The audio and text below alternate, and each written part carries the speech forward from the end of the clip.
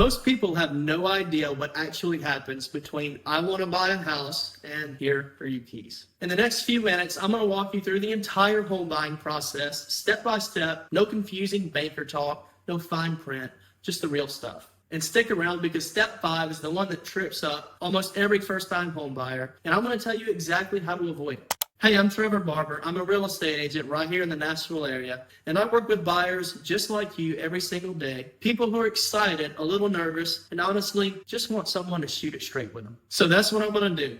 Before you even look at a single house on Zillow, stop. You need to know your numbers first. Think of it like going to a restaurant. You wouldn't order food without knowing what's in your wallet, right? Same thing here.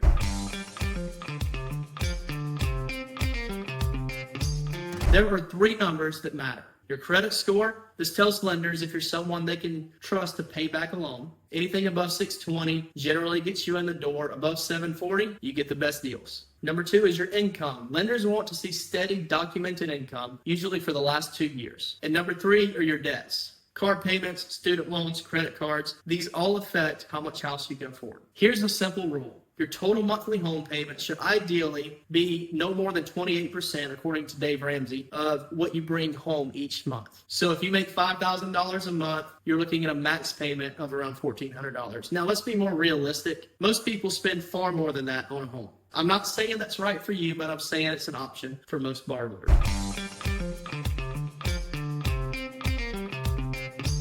Once you know your numbers, your very next step is to get pre-approved, not pre-qualified. There's a difference. Pre-qualified is like someone asking you, do you think you can afford this? Pre-approved means a lender actually looked at your documents and said, yes, we'll give you up to this amount. Why does this matter? Because sellers won't even look at your offer without it. It's like trying to buy a car without proof you had financing. The dealer isn't going to let you drive off the lot.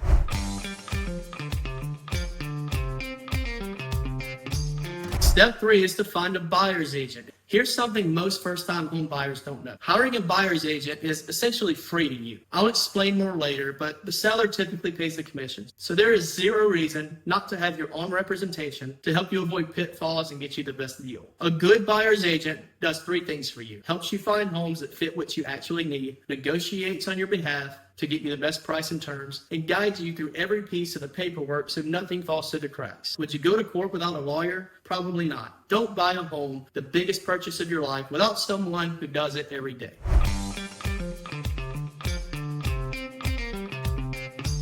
Now, finally, you can start looking at homes. And I want you to go in with a list, 2 columns. Column 1, must-haves, things you absolutely cannot live without. Enough bedrooms, a garage, a certain school district, what have you. Column 2, nice-to-haves, things that would be cool, but you can live without. A pool, a big backyard, a brand new kitchen. Why does this matter? When you fall in love with a house, and you will, you need to know the difference between this is a deal breaker and I just really wanted those Taj Mahal countertops I see all over Instagram.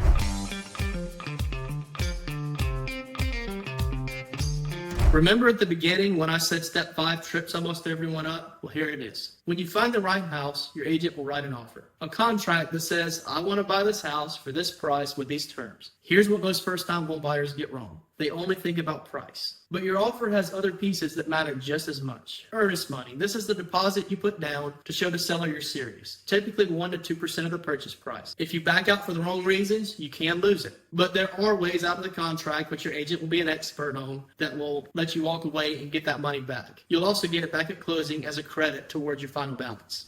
Contingencies. These are your safety nets. An inspection contingency says I can back out if the home has serious problems. A financing contingency says I can back out if my loan falls through. Remember when I said I'd explain more about a buyer's agent being free to you, essentially? In practice, your agent is going to charge you whatever their percentage is. But each time you write an offer, that offer is going to be contingent upon the seller paying your agent on your behalf. If the seller is unwilling, you're going to have a conversation with your agent about whether they're going to reduce their commission or whether you're going to have to pay it at closing. This is a conversation that needs to happen before you ever agree to work with that agent because every agent works differently. And there's your closing timeline. How long until you actually own the house? Usually 30 to 45 days. Don't waive your contingencies just to win a bidding war. I've seen buyers do it and regret it big time. So any agent that's pushing you to do so, you need to push back.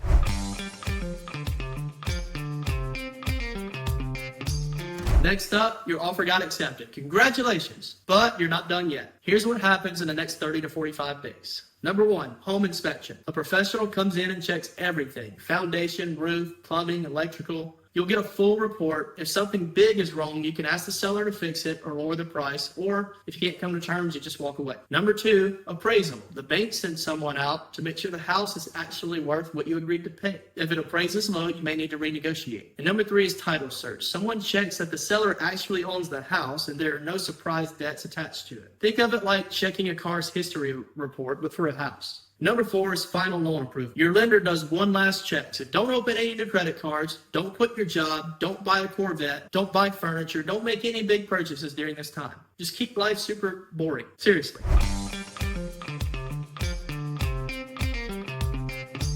And finally, closing day. This is the day you've been waiting for. You'll sit down at the title company or attorney's office and sign a stack of paperwork. We're talking 50 to 100 pages. Don't panic. Your agent will be there and the closing attorney will be there to walk you through every page. Here's what you're going to need to bring: a valid ID or passport, a cashier's check or wire transfer for your closing costs, typically 2 to 5% of the loan amount, and your excitement. Because when those papers are signed and the money is transferred, the keys are yours. And that's it. That's the whole process.